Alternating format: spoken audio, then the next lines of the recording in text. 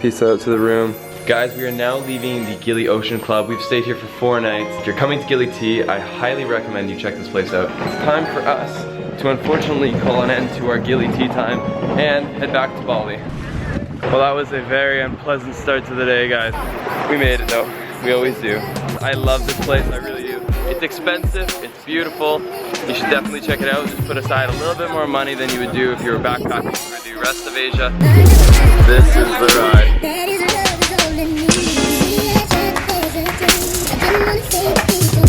2 hours later, we're back in Bali. Alright, this lady was balancing stuff on her head and I just bought these.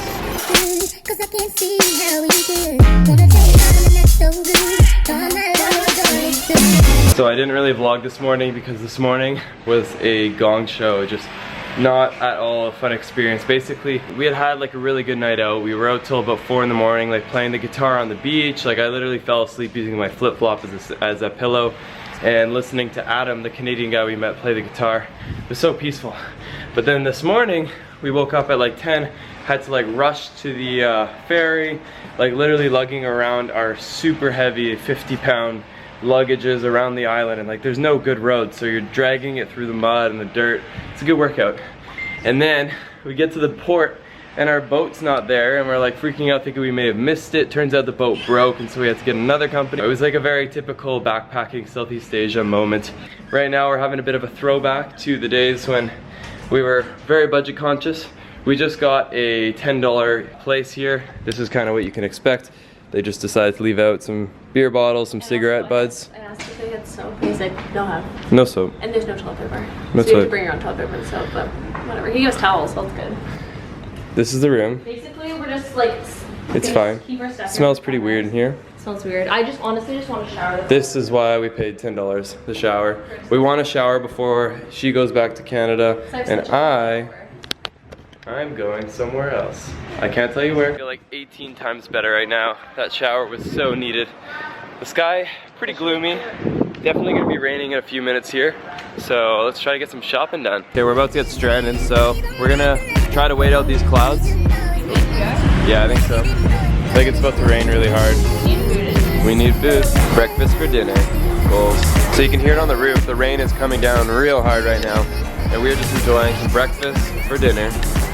How is it? I feel so happy. Yeah. It's like my dream breakfast. I love it. That is a good breakfast.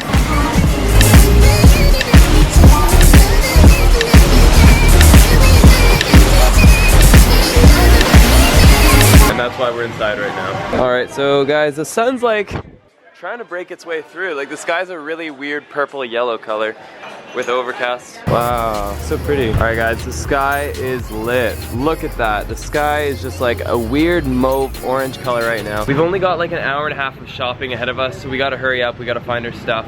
And from there, we're heading to the airport. We just paid for a hotel room that I could theoretically sleep overnight in.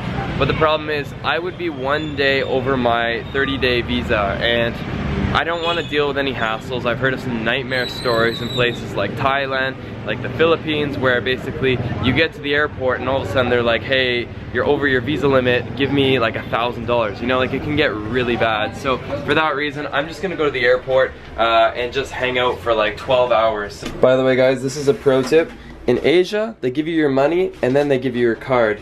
And this is a problem because often people forget their card. Including myself, I already lost one of my debit cards while here for that same reason. I took the money and then I totally forgot to give my card. Whereas in North America, they give you your card back and then they give you the money, which makes more sense because you're waiting for the money and you forget about your card. Get it together, Asia. Just got a bag of 5 shirts. Like some of them knockoff Nike, some of them just like kind of just unique, distinct styles. And I paid 50,000 per piece, which is $5 Canadian a shirt, or like $3.50 US for some really, you know, decent quality. I don't think it'll last forever, but while it does last, it looks pretty fly. No, that's way too much. The most I can do is 150. So how much for 3? So if I wanted 3 Will the deal be made? No. Oh my gosh, she's getting worked. She's getting worked here. I paid 130 for 3 pairs. No, 150 is the most I can pay. Okay. A deal has been struck. Shake on it, everyone. Everyone shake on it. It's a void contract. Vendor negotiations are not for the faint of heart. You gotta be able to say no, you gotta be able to walk, because at the end of the day, everyone is selling the exact same shit. You can literally get it anywhere. But if you find the right person, you make that special connection, you can strike up the right deal. Even you can do it. No, this is for my brother. 9. Size 9 for the Yeezys, yeah. Yeah, how much? What, 2? Oh, yeah, 2 shoes. He's got 2 feet. It's good, yeah. We just came to a deal, 300. They're trying to get me up right now. They're trying to be just $2 more, $2 more. You're doing we got good. the Yeezys, Nice. though. Yeah. 300? Yeah. Boyfriend. Yes. Hello, darkness, my old friend. I need to have Laura holding the camera when I'm doing negotiations, because the things they will say are just so hilarious. Like, we said 300, I said okay, and then it was finally time to pass me the shoes, and he's like, okay, 350. I'm like, we said 300. He's like, brother, good price for you, 350. And I'm like, no, like we said 300, and they're like, okay, 320, $2 extra, no more. We got the shoes for about 30 Canadian, 25 US, and I know my little brother will be pretty excited about that. Or should I say easy pumped? Alright, so we're gonna try some fresh yogurt. Guys, so this was like more expensive than my meal today, but is it good? It is good, yeah. So guys, you can put your feet in here and these guys eat your dead skin. It's horrible, I've done it before. Once was enough. But we're getting a foot massage. You ready for this? Yeah, we started to get body massages. Yeah, this is a good way to end Bali. Yeah. And this 80,000, so like $5 US for an hour. That was like the longest hour of my life. Like, talk about bang for your buck. Probably not a good reference to use when coming from a massage parlor, but amazing value. I had a man massaging me, and I'm happy I got a man, you know? He had really strong hands. I was needing that. I do regret getting yogurt though. I was feeling it, I ate enough yogurt that I was like, ugh. And actually that brings me to a question someone asked. Like, we've been asked a few times, like, how do you guys stay in shape while traveling? And the honest truth is you're doing a lot of walking. Like right now I'm carrying around my backpack all day, dragging along luggage, like always on the move. So we're walking a lot. That's probably the #1 source of calorie burning. You sweat a lot, so I think your metabolism's going a bit faster anyways.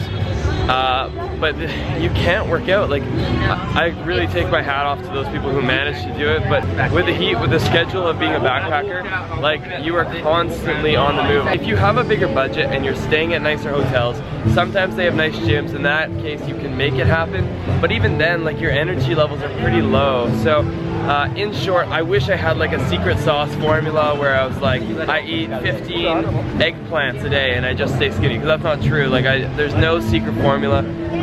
We eat a lot of bad food. Laura and I do have relatively high metabolisms, especially her. So yeah, and I don't know, I just like, I work out while I'm not traveling a lot. I try to go 5 days a week. And when I am traveling, I just try to eat reasonably well. Like, I'm going to eat a lot of deep fried food, that's just the nature of Southeast Asia. But I try not to get stuff like drinks with dinner. I just drink water. Laura doesn't do that as much as I do. But I like to just drink water because for me, I get satisfied by eating bad food rather than drinks, so.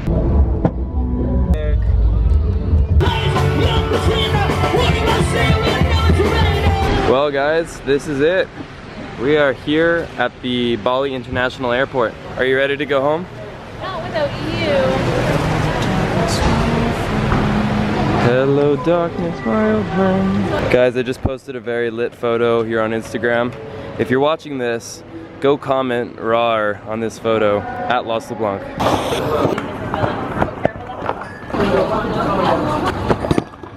Laura, where are you going? Don't say it like that. You're going to see X-Men. X-Men. By myself, and I have a 16-hour layover. In X-Men. China. So. You're gonna see the Wolverine. But yeah, she's there for 16 hours all alone. And I'm going somewhere else where the location is not yet to be disclosed. When they heard Laura was VIP status, they sent the whole crew. The best check-in you've ever received. So we did once for Snapchat, but now we gotta do it one more time. Hello, darkness, my old friend. So I was worried this would happen. Basically, I can't check in my luggage until 3 hours before my flight, and my flight's not till 7 in the morning. But I'll be out here for like 4 hours, so I'm just gonna find a restaurant, get some food and just work through the night. This is where I've been for about the past 4.5 hours now. I have not slept. I have not done anything but type away on this computer. I got so much done. Oh my gosh, I'm so happy with myself right now. I put together a really nice write-up on the elephant project that I did. If you guys have not seen the Black Tusk vlogs, like they're some of my best, and I'm so proud of them. And I wanted to put together a nice write-up on the BuzzFeed website so that there's a chance that BuzzFeed sees it, that it goes viral, and reaches people that I wouldn't otherwise be able to reach. The project is something so much greater than myself. It truly is a very powerful cause, and I need it to reach millions of people in order to be effective. And so I'm putting a lot of hope that the Black Tusk project, the actual documentary that will go live in about a month, I'm hoping that that will do its own thing and reach millions of people. But I want to get a bit of, you know, preemptive hype going before releasing it. And I'm also using a website called Imgur. So I just put together a full-on write-up here on Imgur. Yeah, you can see it's a lot of work to put that all together. Like, I wrote a bunch. And how these systems work is like you basically have like a time frame to get a lot of points. Like if people start giving you the thumbs up kind of thing and you make it high enough, you'll get boosted to the front page, and once you get to the front page, then it can get picked up by other news companies. That's what happened to me when the Elfie occurred. It went to the front page and it actually made a huge difference. So that's what I've got my fingers crossed for right now between BuzzFeed and Imgur. I'm hoping that one of the two will take off. Guys, it is currently 5 in the morning, so I've got another 2 hours till my flight is actually taking off. But I'm gonna get some right now and get ready to board my flight. Alright mates, I'm gonna end the vlog here. I can't tell you quite yet where we're going tomorrow, but it's going to be great. Let's get pitted again tomorrow. Alright mates, see you later, bye. Fan of the day.